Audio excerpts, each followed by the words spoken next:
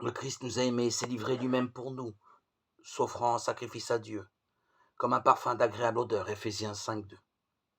Un sacrifice, quel qu'il soit, est toujours une tentative pour se rapprocher de Dieu.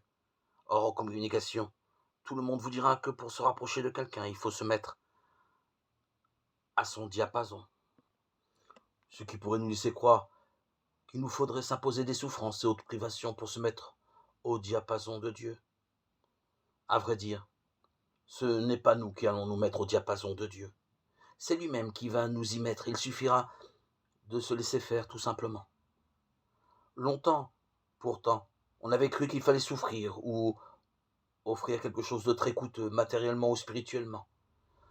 Dans certaines religions, on allait jusqu'à tuer des humains, enfants ou adultes, pour offrir aux divinités ce qu'il y a de plus précieux au monde, la vie. La Bible a pris grand soin de se démarquer de ce genre de pratique, puisqu'on fait remonter à Abraham la stricte interdiction des sacrifices humains. Pendant des siècles, cependant, on crut bien faire d'offrir des sacrifices d'animaux. Mais sous l'impulsion de l'Esprit Saint, un chemin se traçait lentement dans la pensée des hommes de la Bible.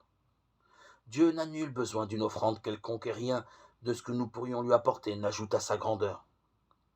En revanche, il attend notre participation à son projet de bonheur pour les hommes.